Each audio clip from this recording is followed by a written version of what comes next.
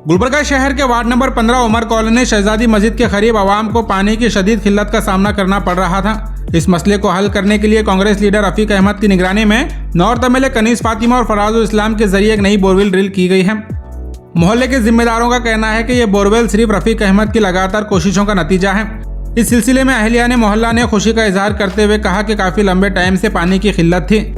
Congress leader Rafiq Ahmad की कोशिशों से आज बोरवेल ड्रिल की गई है। रफीक अहमद के अलावा खास तौर पर नॉर्थ एमएलए कनीज फातिमा और फराजुल इस्लाम का तहे दिल से शुक्रिया अदा किया गया है।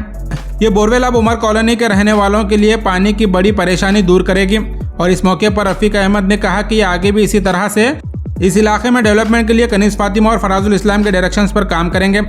मजीद जानकारी के लिए वीडियो एंड तक जरूर देखें। अस्सलाम वालेकुम रहमतुल्लाहि बरकातहू। आज ward number 15 Umar colony near Shahzadi Masjid के पास एक और बोरिंग ड्रिल हो रही है। इस मौके पर मैं फराजुल इस्लाम साहब और एमएलए मैडम कनीज फातिमा का तहे दिल से शुक्रिया अदा करता हूं। काफ़ी वक्त से ये बोरेल बहुत पेंडिंग थी। फराज बाबा और मैडम ने इमीडिएट भेजकर आज एक बोरेल ड्रिल कराई है।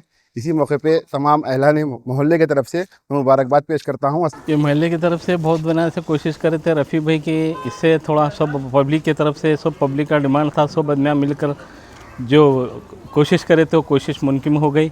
यहाँ पर बोरिंग मारी जा रही है। एमएलए मैडम का बहुत बहुत शुक्र है। बहुत दिन से ये काम पेंडिंग में था, साहब ने मुकम्मल कर दिया है। फराजुल इस्लाम साहब को और मैडम को बहुत बहुत शुक्रिया।